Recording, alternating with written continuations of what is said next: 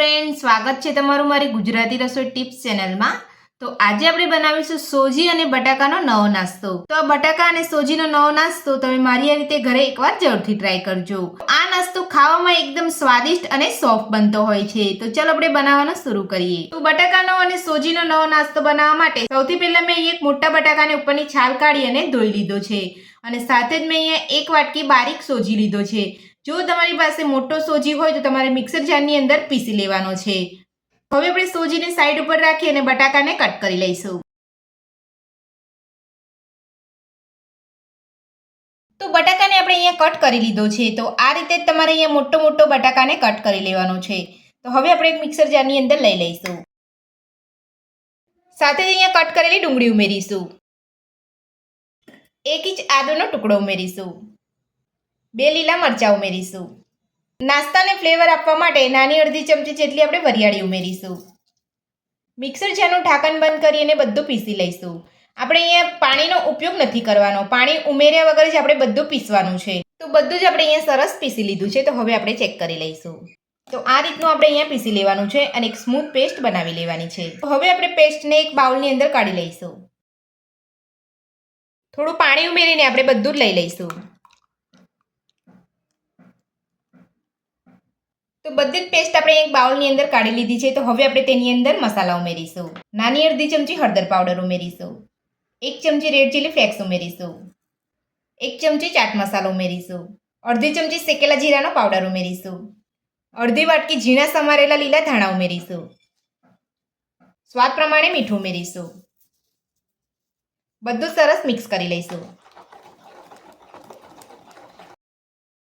તો મારી એ રીતે તમે આ નાસ્તો ઘરે બનાવશો તો ઘરમાં બધાને જ ખૂબ જ ભાવશે અને ખૂબ જ ઓછી મહેનતની અંદર આ નાસ્તો બની જતો હોય છે। તો આ ટેસ્ટી નાસ્તો મારી એ રીતે ઘરે એકવાર બનાવવાનું જરૂરથી ટ્રાય કરજો। તો બધું જ આપણે અહીંયા સરસ મિક્સ કરી લીધું છે। તો હવે આપણે પેસ્ટને કૂક કરીશું। તો પેસ્ટને કૂક કરવા માટે આપણે ગેસ ઉપર એક પેન રાખ્યું છે। તો પેનની અંદર 2 મોટી ચમચી જેટલું તેલ ઉમેરીશું। તેલને ગરમ થવા દઈશું। તો તેલ આપણું અહીંયા ગરમ થઈ ગયું છે। તો હવે આપણે તેની અંદર અડધી ચમચી જીરું ઉમેરીશું। 1 ચમચી સફેદ તલ ઉમેરીશું। થોડું સાતળી લઈશું। તો સફેદ તલ અને જીરું સરસ સતળાઈ ગયું છે। તો હવે આપણે તેની અંદર જે પેસ્ટ બનાવીને રાખી છે તે ઉમેરી લઈશું। પેસ્ટ ઉમેર્યા પછી બધું જ આપણે મિક્સ કરી લઈશું અને પેસ્ટને 1 મિનિટ માટે કૂક કરી લઈશું। 1 મિનિટ જેટલો સમય થઈ ગયો છે અને પેસ્ટ આપણી અહીંયા થોડી સતળાઈ ગઈ છે। તો હવે આપણે તેની અંદર થોડું પાણી ઉમેરીશું।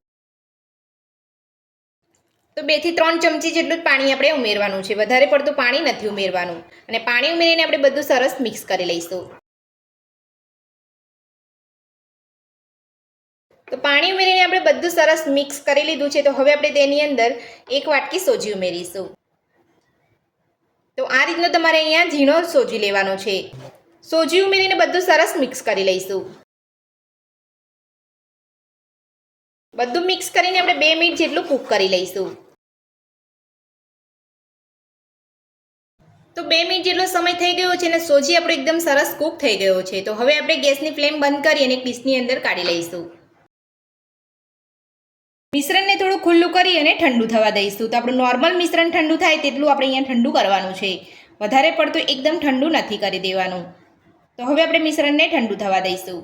તો નાસ્તાનું મિશ્રણ આપણું અહીંયા થોડું ઠંડુ થઈ ગયું છે। તો હવે આપણે તેની અંદર અડધી વાટકી ઘઉંનો લોટ ઉમેરી અને બધું સરસ મિક્સ કરી લઈશું। પાણીનો ઉપયોગ આપણે નથી કરવાનો, આપણે અહીંયા ઘઉંના લોટનો જ ઉપયોગ કરવાનો છે। તો આ નાસ્તો શરીર માટે એકદમ હેલ્ધી હોય છે અને ખાવામાં પણ એકદમ ટેસ્ટી લાગે છે। તો મેં અહીંયા થોડો ઘઉંનો લોટ ઉમેર્યો છે। તો થોડો ઘઉંનો લોટ ઉમેરતા જઈએ અને આપણે અહીંયા સરસ લોટ બાંધી લઈશું। તો તમે જોઈ શકો છો હજુ પણ થોડો આપણો અહીંયા લોટ ઢીલો છે અને મારી પાસે અહીંયા બીજો અડધો લોટ વધ્યો છે। તો થોડો લોટ ઉમેરીને આપણે બાંધી લઈશું।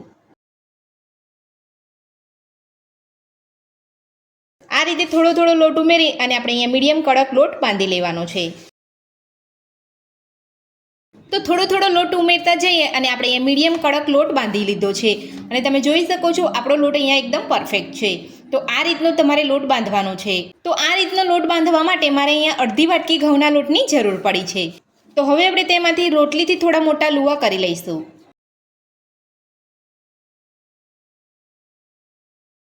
આ રીતના લુવા તમારે કરવાના છે। તો તો બધા જ લોટમાંથી આપણે આ રીતના લુવા કરી લઈશું. તો બધા જ લોટમાંથી આપણે અહીંયા લુવા કરી લીધા છે. તો હવે આપણે એક લુવો લઈ અને પાટલા ઉપર રાખી અને રોટલી વણી લઈશું. તો સૌથી પહેલાં આપણે પાટલા ઉપર થોડું તેલ લગાવી લઈશું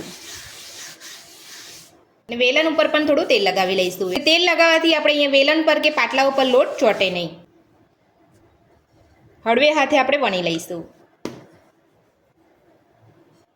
તો રોટલી આપણે અહીંયા વણી લીધી છે. તો હવે આપણે રોટલીમાંથી રાઉન્ડ શેપની અંદર કટ કરી લઈશું. તો રાઉન્ડ શેપની અંદર કટ કરવા માટે મેં અહીંયા નાનો ગ્લાસ લીધો છે. તો તમારી પાસે આ રીતનું કોઈ પણ વાસણ હોય તેનાથી તમારે નાસ્તાને કટ કરી લેવાનો છે.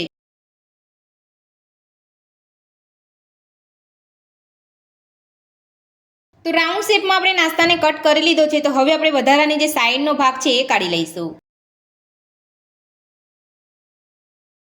નાસ્તાને આપણે અહીંયા કટ કરી લીધો છે અને તમે જોઈ શકો છો આ રીતનો તમારે અહીંયા નાસ્તાને થોડો જાડો રાખવાનો છે. પતલો નાસ્તો તમારે અહીંયા નથી રાખવાનો. તો હવે આપણે નાસ્તાને તેલની અંદર લઈ અને તળી લઈશું. તો નાસ્તાને તળવા માટે મેં અહીંયા ગેસ ઉપર તેલ ગરમ કરવા મૂકી દીધું છે અને તેલ પણ આપણું અહીંયા સરસ ગરમ થઈ ગયું છે. તો હવે આપણે નાસ્તાને તળી લઈશું.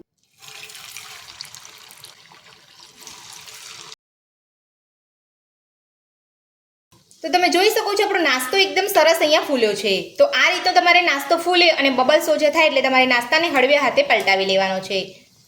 તો હવે આપણે નાસ્તાને હળવે હાથે પલટાવી લઈશું. તો આપણા નાસ્તાનો કલર પણ એકદમ સરસ આવ્યો છે. તો આ જ રીતે આપણે નાસ્તાને ગેસની મીડિયમ ફ્લેમ પર તળી લઈશું. તો આ રીતે પલટાવતા જઈ અને નાસ્તાને આપણે તળી લેવાનો છે.